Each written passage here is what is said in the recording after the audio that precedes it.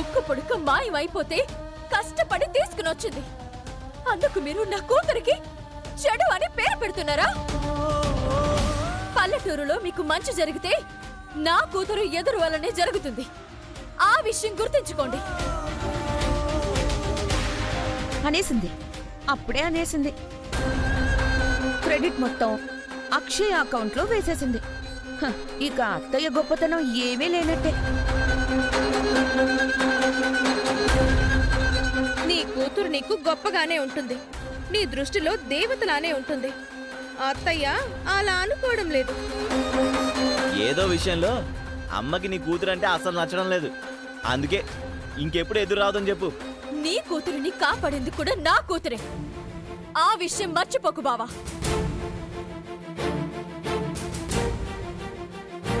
మీరంతా మూర్ఖంగా ప్రవర్తించడం పద్ధతి కాదు అత్తయ్య. పద్ధతుల గురించి పద్ధతులు తప్పిన వాళ్ళు నాకు నేర్పించవలసిన అవసరం లేదు. ఏం పద్ధతి తప్పాను? మనసులో ఏముందో బయట పెట్టండి అత్తయ్య. ఇంకా ఆపండమ్మా. సమయం సందర్భం లేకుండా ఏంటి గొడవలు?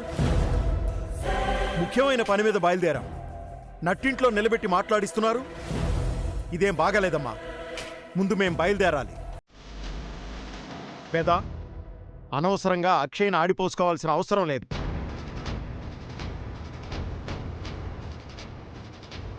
పద, ముందు పద, వెళ్దాం.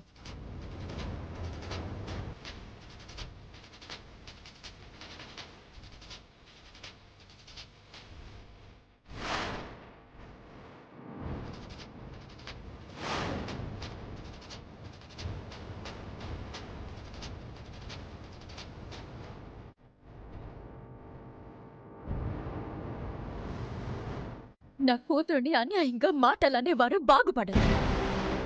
అదింతలు అనుభవిస్తాను.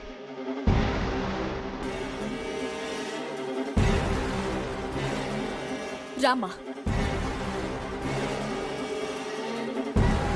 కొన్ని జీవితాలు అంతే.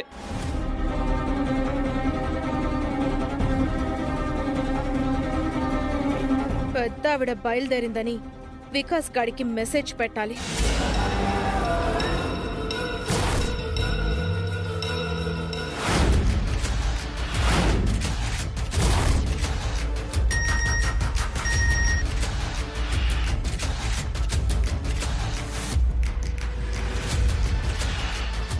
స్టార్ట్ అయ్యారా?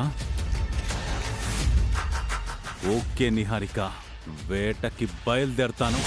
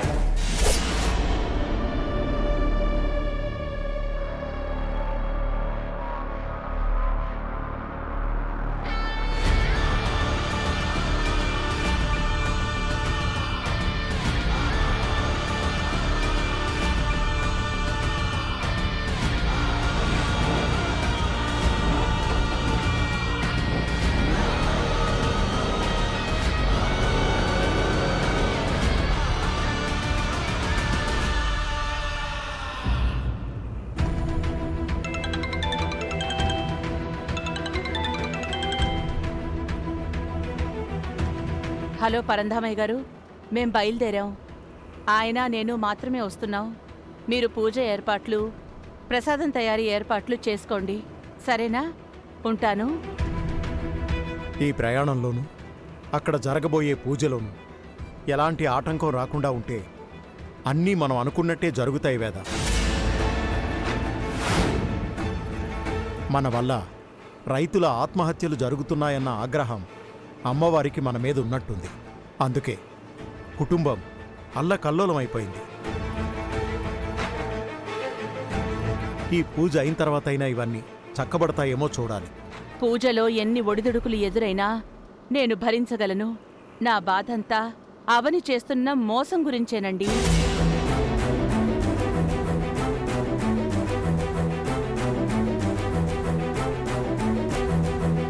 అవని వలనే కుదురుగా ఉన్న కుటుంబం అంతా డిస్టర్బ్ అయిపోతోంది.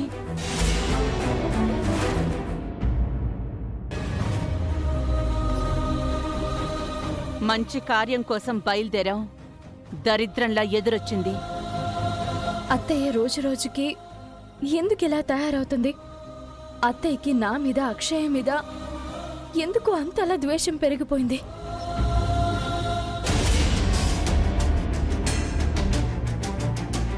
కన్నెందుకు కదులుతుంది? ఇలా జరిగినప్పుడల్లా ఇంట్లో ఏదో ఒక ప్రమాదం జరుగుతుండేది. ఎవరికి ఏం కాకుండా, ఇంటికి ఎటువంటి ప్రమాదం రాకుండా అమ్మవారి దగ్గరికి వెళ్ళి దండం పెట్టుకోవాలి.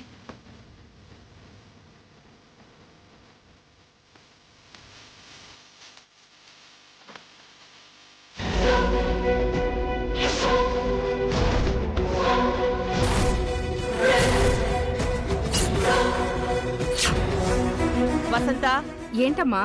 పూజ గదిలో దీపం వెలిగించాను. నేను పల్లెటూరికి వెళ్ళి ప్రసాదం తయారు చేసి తిరిగొచ్చేంత వరకు ఆ దీపం వెలుగుతూనే ఉండాలి. ఆరిపోకూడదు. ఆరిపోయిందంటే అది ఈ ఇంటికి కీడు. మధ్య మధ్యలో వెళ్ళి గమనిస్తూ ఉండు. సరేనమ్మా. దీపం ఆరిపోకూడదని అత్తయ్య మరీ మరీ చెప్పి వెళ్ళింది, కానీ ఆరిపోయింది. అత్తయ్య చెప్పినట్టు ఏదైనా కీడు జరగబోతుందా?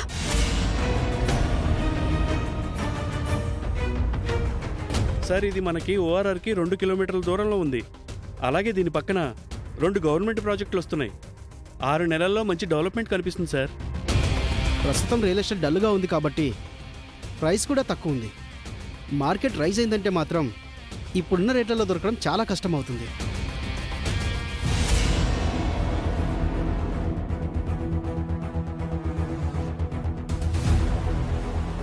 సార్, ఇది 1 సెకండ్. Okay sir.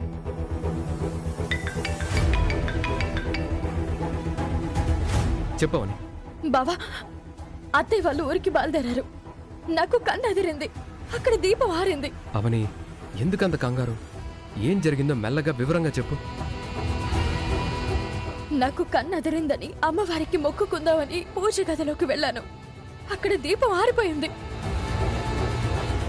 అత్తయ్య దీపం ఆరిపోకుండా చూసుకోమని చెప్పింది. నా మనసుకి కీడనిపిస్తుంది బావా. ప్రసాదం చేయడానికి పల్లెటూరికి అత్తయ్య మావయ్యలు ఎప్పుడు మనల్ని వదిలి వెళ్ళలేదు. ఇదే మొదటిసారి. వారి దగ్గర ముక్కు పుడక అమ్మవారు ఉన్నాయి. వాళ్ళకేదైనా ప్రమాదం జరుగుతుందేమోనని భయంగా ఉంది బావా. నువ్వేం కంగారు పడకు.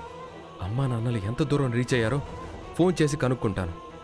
ఏదో ఒకటి నచ్చ చెప్పుకొని నేను కూడా వాళ్లతో పాటు పల్లెటూరికి వెళ్ళడానికి ప్రయత్నం చేస్తాను. అట్లీస్ట్ నేనుంటే వాళ్ళ కొంచెం సెక్యూరిటీగా ఉంటుంది. సరేనా? సరే బావా.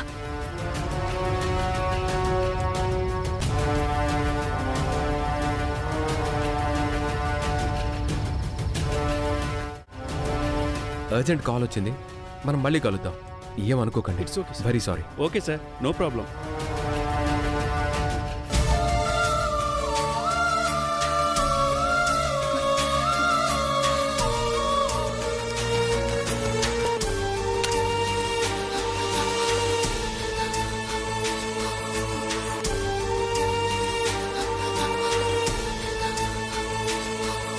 అమ్మా, పెద్దవాళ్ళిద్దరూ మా అందరినీ వదిలి మొండిగా బయలుదేరారు.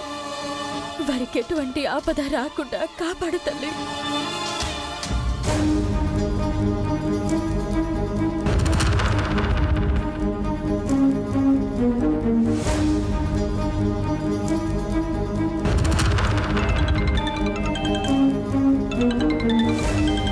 ఎవరు వేదా? శ్రీకరండి. ఏదో అర్జెంటు పనుండి ఉదయమే బయటికి వెళ్ళాడని అవని చెప్పింది. మరి వాడు నీకెందుకు ఫోన్ చేస్తున్నాడు? ఒకసారి లిఫ్ట్ చేయ వేదా. చెప్పు శ్రీకర్. హలో అమ్మా, ఎక్కడి వరకు వెళ్ళారు? సిటీ దాటుతున్నాం. అమ్మా, మీరు ఒక చోట ఆగి అక్కడి లొకేషన్ నాకు పెట్టండి, నేను మీ దగ్గరకు వస్తాను. ఎందుకు? వచ్చాక మాట్లాడతానమ్మా. ఇప్పుడు చెప్పు, పర్లేదు. నేను కూడా మీతో వస్తానమ్మా. ఎవరూ రాకూడదని చెప్పాను కదా. మీకు తోడుగా ఉంటానమ్మా. మా ఊరు మేం వెళ్తున్నాం, మీరు పుట్టక ముందు నుంచి వెళ్తున్నాం. తోడు తీసుకుని వెళ్లాల్సినంత భయం మాకేం లేదు. మీకేదైనా జరుగుతుందేమోనని నా భయం అంతా. ఏం జరుగుతుందిరా? మనసులో ఏదన్నా ఉంటే సూటిగా చెప్పు శ్రీకర్. అవని ఫోన్ చేసింది నాన్న. తన మనసుకి ఏదో కీడనిపిస్తుందని చెప్పింది. మిమ్మల్ని తీసుకుని వెళ్ళలేదనా అలాంటి కథలు చెప్తోంది? అక్షయ్తో ప్రసాదం తయారు చేయించడం లేదనేనా కీడు అనిపిస్తుందని వంక పెడుతోంది? తన అలా ఏమీ ఆలోచించడం లేదమ్మా. మరి కీడనిపించడానికి ఏదైనా కారణం ఉండాలి కదరా? పూజ గదిలో అమ్మ వెలిగించిన దీపం ఆరిపోయిందంట. ఆ దీపం ఆరకూడదని అమ్మే చెప్పిందంట కదా, అందుకే అవని భయపడుతుంది. పల్లెటూరికి నువ్వు కూడా మాతో పాటు రావాలని, నిన్ను ఎలాగైనా ఇన్వాల్వ్ చెయ్యాలనే స్వార్థంతో చెప్పుంటుంది. అలా అపార్థం చేసుకోకమ్మా. దీపం సంగతి చూసుకోమని నేను వసంతకి చెప్పాను. ఆరిపోతే తను వెలిగిస్తుంది. మీకా దీపం గొడవ అనవసరం. అమ్మా, దయచేసి నా మాట వినండి. రేయ్, ఆపరా. అవని మాటలు నువ్వు నమ్ముతున్నావేమో గాని నేను నమ్మను. నువ్వు మాతో పాటు రావాల్సిన అవసరం లేదు. మేం వెళ్తున్నాం. అమ్మా, ఒకవేళ అవని చెప్పింది నిజమైతే? అది నిజాలను దాచే మనిషి, బయట పెట్టే మనిషి కాదు. వెళ్దాం పదండి.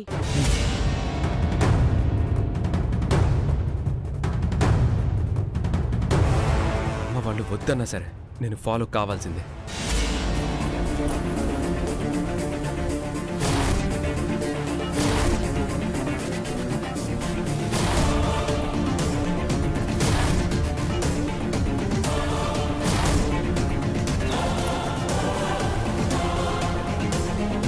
నిహారిక చెప్పిన కార్ నెంబర్ ఇదే. పెద్దోళ్ళు ఇందులోనే ఉన్నారు.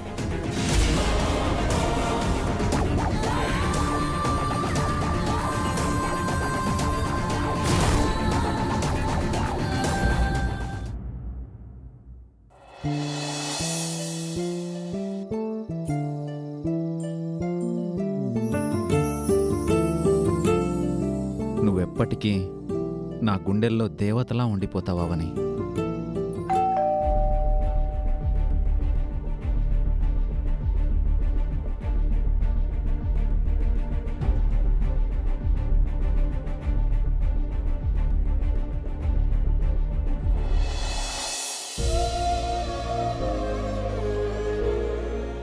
అవునే, what a sudden surprise. Come come please, కూర్చో కూర్చో ప్లీజ్. అసలు నువ్వు ఇలా వచ్చావంటే నాకింకా నిజంలా అనిపించడం లేదు. రాకూడదా ఏంటి? ఎందుకు రాకూడదు? నువ్వు మా ఇంటికి ఎప్పుడైనా రావచ్చు. మంచి అకేషన్ చూసి నన్ను మీ ఇంటికి ఇన్వైట్ చేస్తానన్నావు కదా, ఇంతలోనే నేను తొందరపడి వచ్చేసానేమోనని అనుకుంటున్నాను. No, nothing like that. నువ్వు రావడం ఎంతో ఆనందంగా ఉంది. టు బీ ఫ్రాంక్, నా ఇల్లు ధన్యమైపోయింది. ఇల్లు ధాన్యం అయిపోవడానికి నేనేం దేవతని కాదు Satya. I'm just your friend. నా దృష్టిలో నువ్వు దేవతవే. మనసులో ఏదో అనుకుంటున్నట్టున్నా? ఏం లేదు. కళ్ళు చెప్తున్నాయి. ఏం లేదు, నిజం ఏం లేదు. సత్య అబద్ధాలు కూడా చెప్తాడా? అవని, కాఫీ, టీ, కూల్ డ్రింక్. అమ్మ బయటికి వెళ్ళింది, నేను కలిపి తీసుకొస్తానులే, నో ప్రాబ్లం. అరే, నువ్వెందుకు అంత కష్టపడతావు? నీ వైఫ్ ఉంది కదా, తను చేస్తుంది.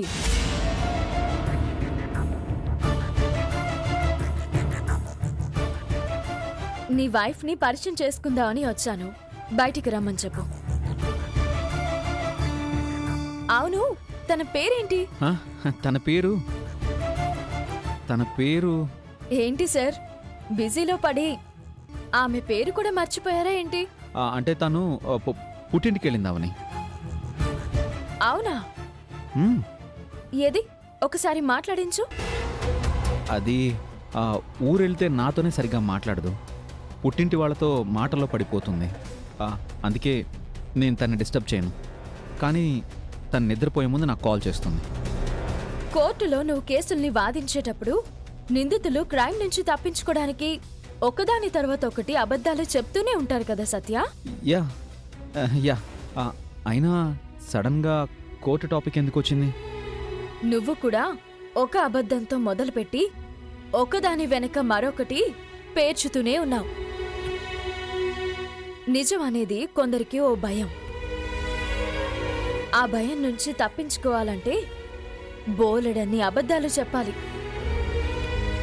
నిజం అనేది కొందరికి ఓ ధైర్యం. అందుకే వాళ్ళు అబద్ధాలని ఆశ్రయించరు, నిజం మాత్రమే చెప్తారు. నీకు పెళ్ళయిందని నా దగ్గర అబద్ధం ఎందుకు చెప్పావు? అబద్ధం అని ఎవరు చెప్పారు? నేనేరా.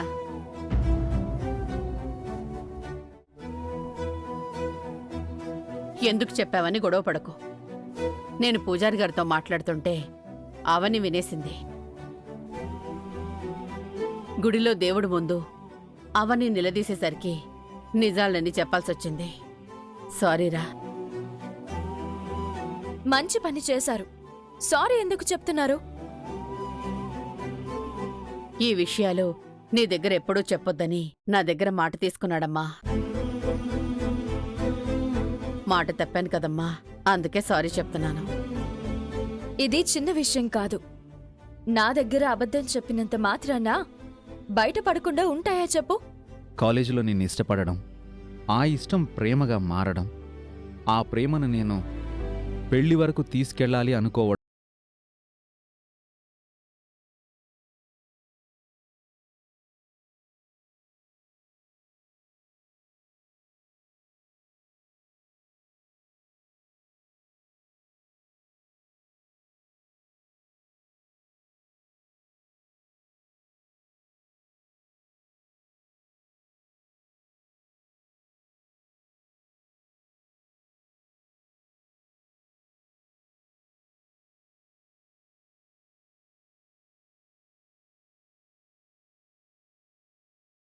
లేదు.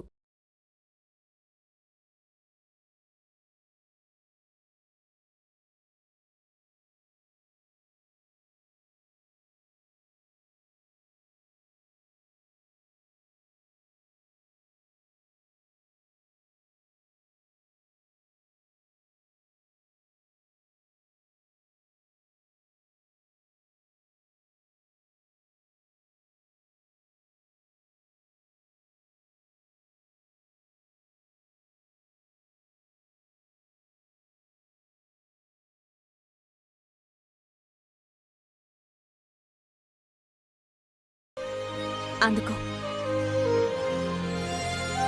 సత్య, నేను నిన్ను ఎప్పుడూ వేరే ఉద్దేశంతో చూడలేదు. నువ్వెప్పటికీ నా ఫ్రెండ్వే. మన ఫ్రెండ్షిప్ కలకాలం ఇలాగే ఉండాలి. ఓకేనా? ష్యూర్ అవని. కూర్చో అమ్మా, కాఫీ తెస్తాను. కాఫీ కాదంటీ, మీ అబ్బాయికి మంచి సంబంధం తీసుకురండి. అవని అది నువ్వింకేమీ మాట్లాడొద్దు.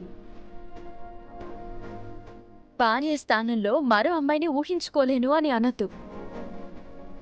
అలా అన్నావంటే ఆ స్థానంలో నన్నింకా ఊహించుకున్నట్టు అవుతుంది. నేను స్నేహితురాలి స్థానంలో ఉంటే భార్య స్థానం ఖాళీ అవుతుంది. అప్పుడు నీ లైఫ్ వైఫ్తో ఫుల్ఫిల్ అవుతుంది. అలా చెప్పమ్మా వీడికి. నేను చెప్పి చెప్పి అలసిపోయాను. విసిగిపోయే పరిస్థితి కూడా వచ్చింది. నీలాంటి ఒక అమ్మాయిని చూస్తే వీడి మనసు మారిపోతుంది. సరే ఆంటీ, సత్యకి సంబంధం చూసే బాధ్యతను నేను కూడా తీసుకుంటాను. త్వరలోనే మంచి సంబంధం చూసి నేనే పెళ్లి పెద్దనై పెళ్లి చేస్తాను. నీకోకే కదా సత్య? ఓకే. అమ్మయ్యా, పెద్ద భారం దిగిపోయిందమ్మా. నేను వాణ్ణి కడుపున మోశాను, అయినా వాడు నా మాట వినలేదు. కానీ వాణ్ణెన్ను మనసున మోశాడు. నీ మాట వింటున్నాడు. ఇంతకాలానికి నా సమస్యకు ఒక పరిష్కారం దొరికిందమ్మా. వాడి జీవితంలోని చీకటిని తొలగించే ఉషోదయంలా వచ్చావు. థ్యాంక్స్ అవని.